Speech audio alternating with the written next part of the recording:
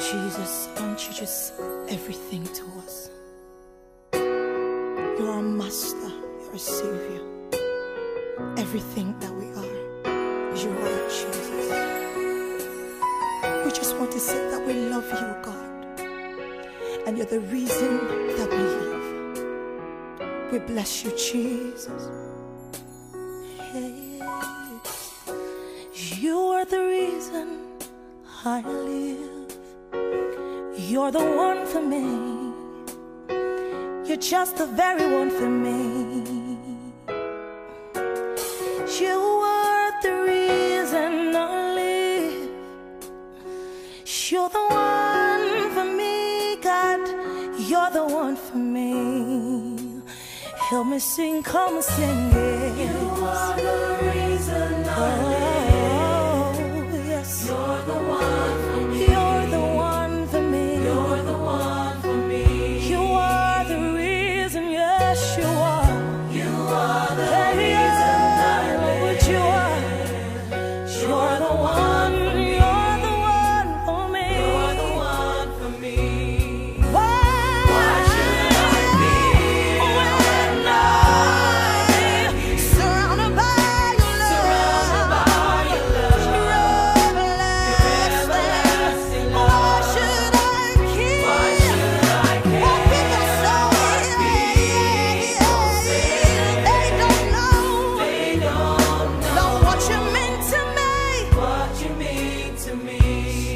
You are saying You are the reason I you're the live. reason I live. You're the one for me. You're the very one for me. You're the one for me. You are, you are, you are, you are, you are, You are the reason I live. You are the reason I You're the live. one for me. You're the one for me, You're the God. one for me.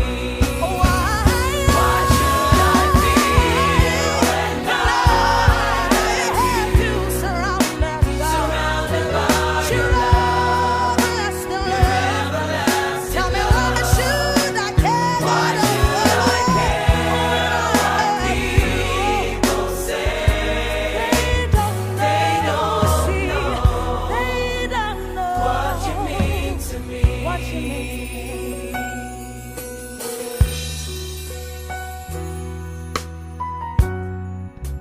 You're the very air that I breathe. In you, God, I live, I move, and have my being, God. You're all, you're everything, Jesus. You're everything, God. When I was lost, you found me. When I was blind, you made me see, God.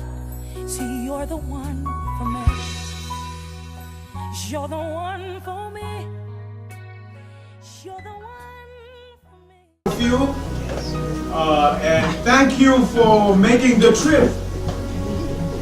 The fact that you are here means that you know and you love the Nyasvisos. Yes. And we are glad that you took the time to make it out here. As I was looking at those that were coming in, I could tell that so many churches are represented. Niles, Philadelphia, Mazda, Malawi and Michiana Church, Zimbabwean Church, who have I missed out? Praise Fellowship, Bethel Creek. Grand Rapids, Bethel. And this is the beauty of life, and it's also a reflection of the way the couple has intersected with the community. The fact that all these people are here means that they have lived well with others. And so we want to thank God for granting us this opportunity to come to this home. You know, when I first got here, I was wondering where everyone was going to be. But when I came down here, I realized that this place is designed for ministry. Yes. This is beautiful. You know, we have all driven from different places, and you know, we've made an investment of time and resources. But there's one person that I just, if you would permit me, that I would just like to make a special mention of. Denise, please come. She took the red-eye flight all the way from California.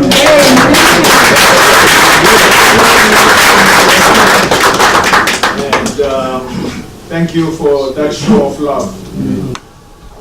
I would love for us to sing the song Love at Home. There is beauty all around when there's love at home.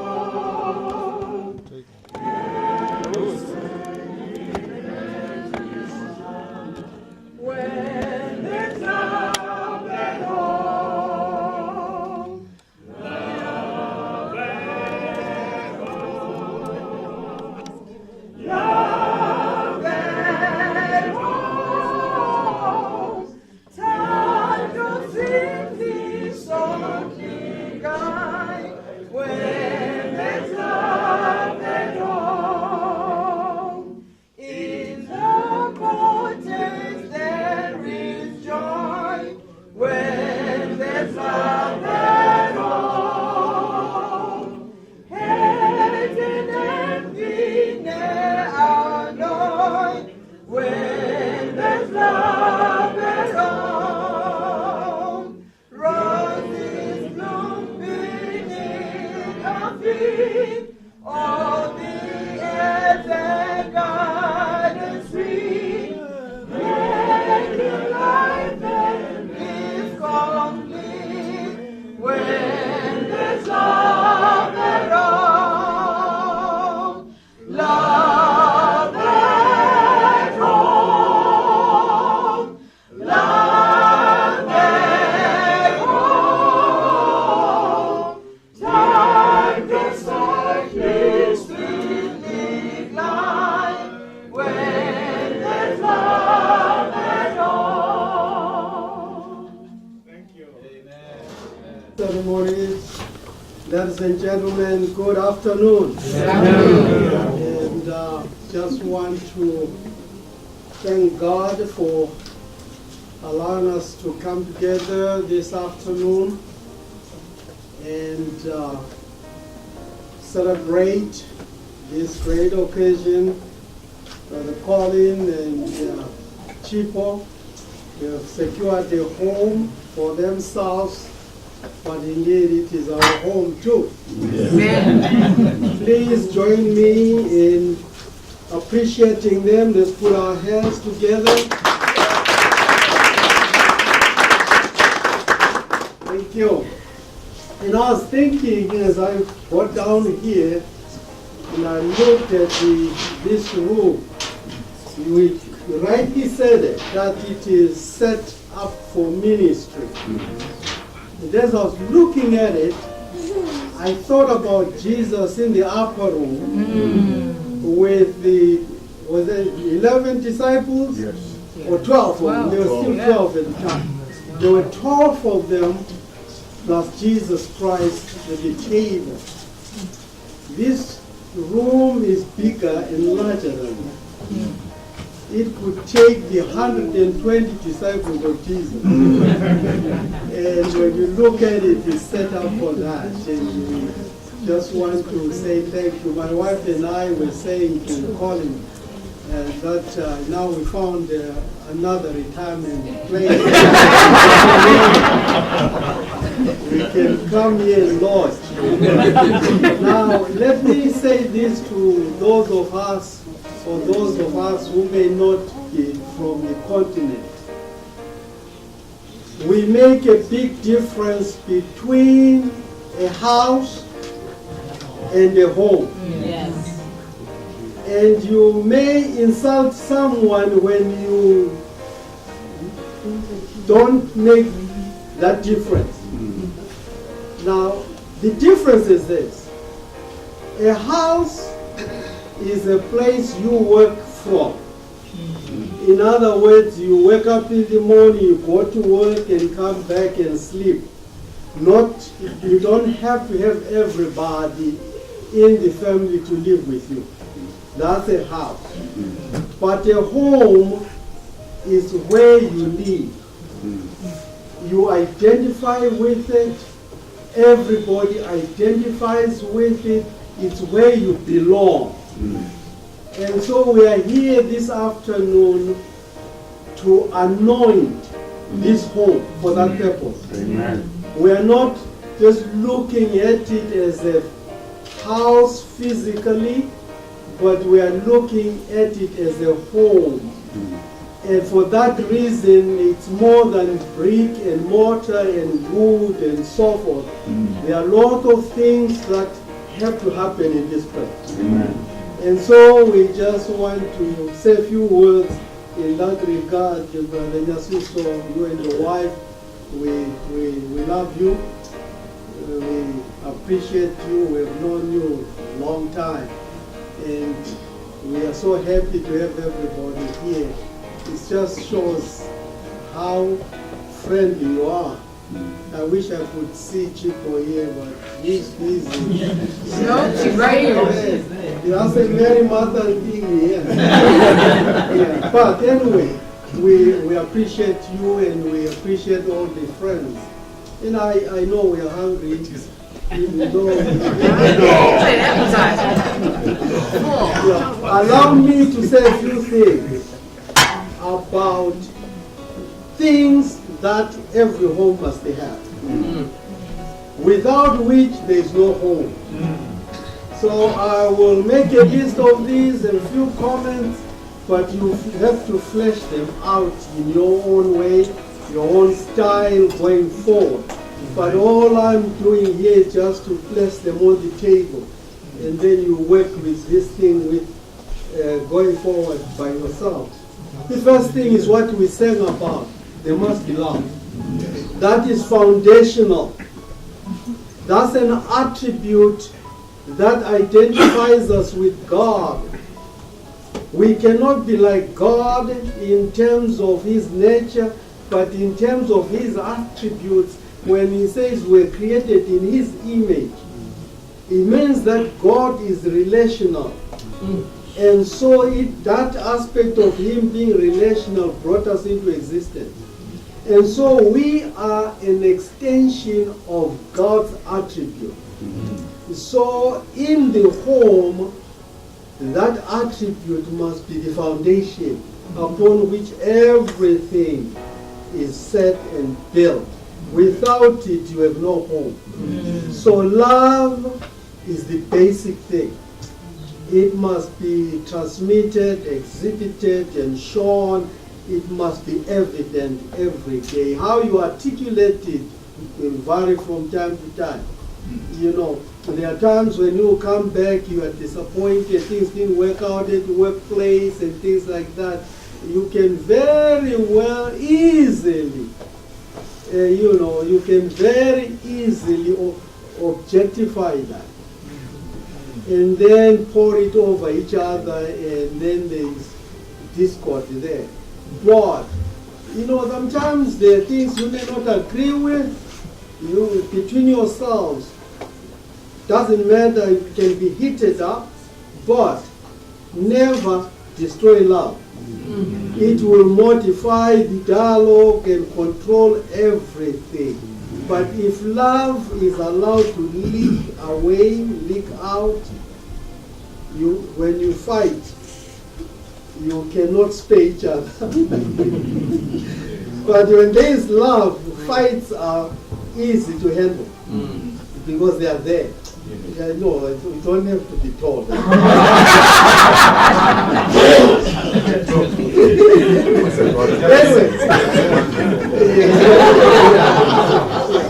So, secondly, there must be happiness. I like to tell my church wherever I've been, my thing is, I have this slogan that says, God wants us to be happy, healthy, and holy. Those three H's. Happy, healthy, and holy. So happiness is part of life. You must be happy. That shalom has to be experienced in spite of what goes on around. Let us be happy people. That's what makes a place like this hospitable, when there is happiness. So make sure you work towards that and pray for it. Let me rush. A conversation talking. When I got married, before I got married, you know, it's amazing. Can we send her upstairs? Where we'll drive together, we'll make it up. We'll make it up. No, I used to be a young preacher and single. Away from town, she was at a college where she was going doing teacher training, and I was out in the country. So as I was proposing, you know, we'd be writing each other letters, and it was very difficult to come around. So we write letters, and then one day I was just cooking my lunch, and just, you know, those 3 stones and the firewood. And the pot is there. And then somehow I got, the bus came and brought mail, and I had this aerogram. Some of you know this. Yeah, she had written an aerogram. It's a letter that you write on. It says also an envelope on its own. So I opened the 4 sides, and as the meal was cooking, I read that. Then at the end, I saw that, and I was so depressed, because I concluded that she had made the final word that she's not interested. So I was so depressed. Then I said, wait a minute, let me read again. There was one word that I saw there I did not understand. So I went back, and then at the bottom, see, let me say this.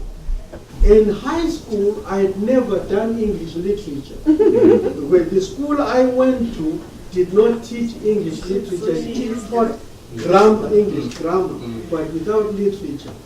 So I read that sentence at the bottom, and she said, Cupid has thrown one of his arrows into my heart.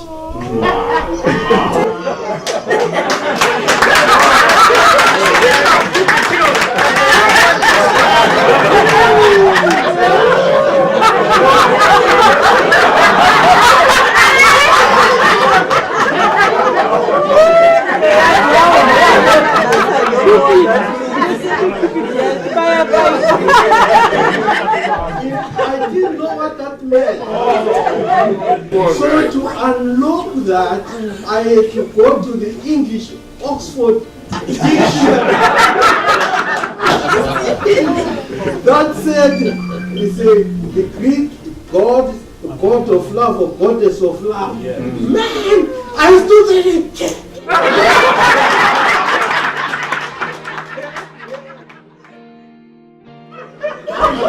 I jumped, and I never enjoyed my meal as I did that day. Now that I was on cloud 9, I'm talking about conversation. Wait a minute, this will take forever. Conversation. The next thing was, now that she has accepted me, yes, I need to meet this lady face to face. What am I going to be talking about? That was a challenge, and I started thinking, okay, I want to marry her, that is my plan. And how am I going to live with her? Day by day, month by month, year after year. What will we be talking about? And the challenge was, now next day I have to get on the bus, go to town, meet her. Now the dialogue will take a different turn, because the proposal is behind us. Now, going to the future, what will be the content?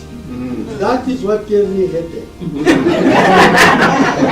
then I started writing notes, taking notes, and things I would talk about. But I was like that chimpanzee that was sitting with its hands over its head like that. And then it said to itself, when I thought I had all the answers, they changed the question.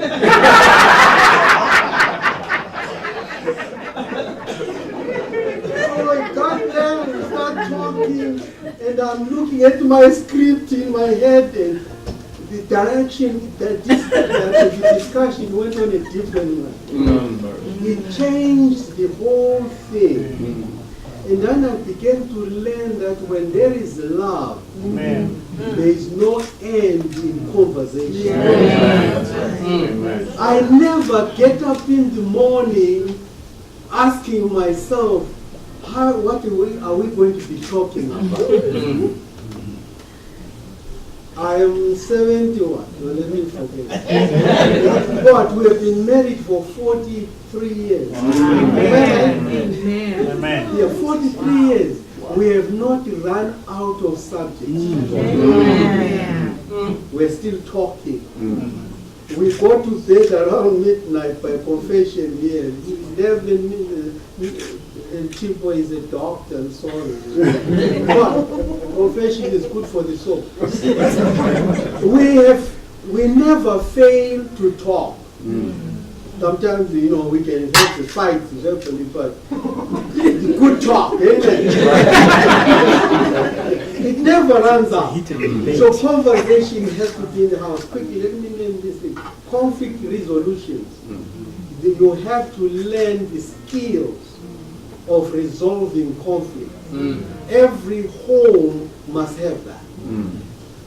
If you fail to resolve conflict, we know what's going to happen.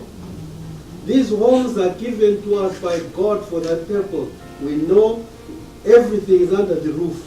That means resolving. Amen. Acceptance and affirmation, where you accept each other, and those who come in, guests and so forth, they have to be accepted. In home is meant, when someone rings the bell, you have to decide. I know where we live now in our times, you never know who is ringing the bell. But you have to pray for the Holy Spirit to give you the gift of discernment to know how to respond when people come to your house. One thing, of course, they must feel welcome, such as we do today. And the home must have security. Yeah, security. That's why we have these walls and so forth. But security is beyond that. That means when you share things, everybody must feel safe. That what they are saying has no risks. They feel safe so that you can express yourselves without any fear and so forth. If you walk, I could say more food. There must be food. There must be food. You already vetted our appetite upstairs. Kuvarun and I were talking about it. I said, this is almost the dinner. But every home must have food. There should be food here. There must be hospitality. There must be rest. When you come from work, you are tired. This is a resting place. You and your Chico and others, when we come here, we must find rest too. Peace, there must be peace. And this question of peace, I think it's incumbent on the man, because it's the husband who is supposed to create an environment for peace in the house, being the priest. And I'm old school. It is left to you. And your wife responds to that, and she now goes and enlarges it, elaborates on it, but she gets it from you. She gets the cue from you. And so the home must have peace. There must be health. Your wife is a doctor, so you have no problem. But there must be health in the home, how we eat and all that, how we think, our emotions, and all the things that affect us, come from that. there must be beauty. There are people, I say this with a sad note. We are Adventists and believe that we are the remnant. Jesus is coming soon. We have the message, the health message, and what message, the greatest message is rightly so. But I want to say this to our own people. But when we get to our homes, the way we keep our homes, the upkeep negates everything sometimes. I'm saying this, with an apology somewhat, but I thought I should say it, that beauty identifies us with God. And for that reason, we must do everything to make sure that our homes are beautiful, are cared for, everything. There should be no excuse. When we went back home in Africa, and you just show up and they say, wait, let me clean up. Those kinds of things. Yeah, that's those kinds of things. I think it's important to share that this is gorgeous. This is gorgeous. Maintain that. And entertainment, people must feel happy and find ways and things like that. I'm concluding. Education, and that's the place where you learn from each other. And when they are children, of course, that is the first school where children go. And so the home is structured for that. And then finally, I left the best for last. Even though tangentially I brought it up talking about the image of God. But every home, and I put this on my phone, it's all capitalized. Every home must have a belief system. It must be governed by a belief system, and that has to do with God, your relationship with God. Without that, everything collapses. So my brother and my sister, brothers and sisters, as we welcome this home, and we pray for you, Brother Nyasvisos and Mrs. Nyasvisos, our prayer is that it will be founded on this belief system, your relationship with God. That's Christianity, the second coming of Jesus. At church, I preached today about the fact that the book of Revelation, it reminds us, gives us the perspective that we are, in the meantime, while living in the end time. Sometimes we don't have the skill of managing the two perspectives. We may be end time oriented and forgetting to live in the meantime. So the belief system that is holistic and strong is the one that helps you to celebrate life now, enjoy life now, have a sense of stewardship that makes refuse to accept the world as you find it. Be a change agent. Living in the meantime means that. But you also do that in view of the end time. So you are different from your neighbor. And may God give you that grace, that strength, that wisdom, that understanding for you to articulate yourselves in this beautiful home. May God be blessed.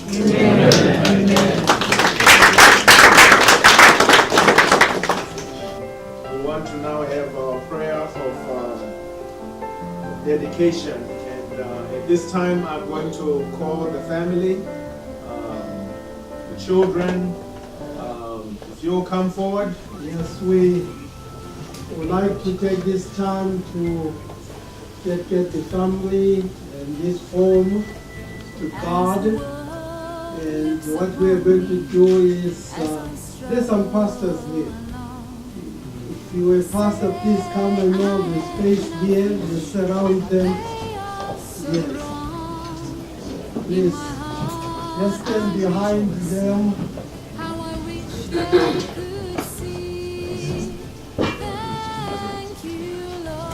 Just stand right behind them, touch them, and we pray. Let us bow our heads. Our Father and our God, what a beautiful thing you have done for us this afternoon. We have assembled in this place as friends, family, in this choice place that you have singled out, main buildings in this area for the Nyasvisos, that they can call this place their home. And has been very carefully articulated, Father. We would like this place to be not just another building in the community. It should be a home, a beautiful home, a blessed home, in which your love will abound, enrich the hearts that dwell in it, but beyond to hearts that are outside this home.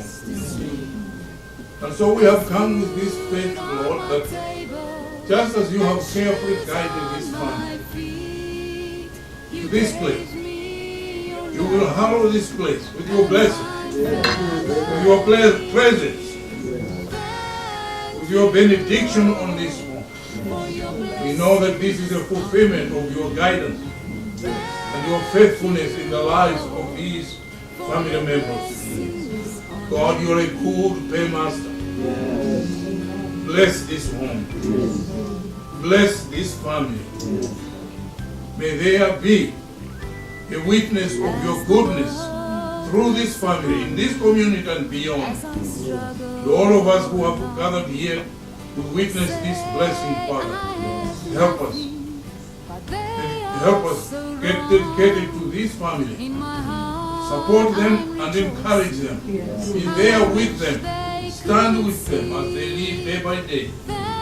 And light a light in this community. Your name's glory, we pray. In Jesus' name. Amen. Dear Father in heaven, we know that you are already here. You occupy this place and space before all of us got here. Even before the Nyasvisos even occupied this place, you already have delegated your angels to take care of this place. What we are doing here is simply a prayer of expressing our desire and gratitude to you for what you have already done. And so we just want to pray that, Lord, your grace will never leave this place. We touch and agree with the prayer that Dr. Bilima has offered. All that we are saying, Lord, is that do not leave this place occupied every day of their lives. May there be health and happiness and holiness out of this place.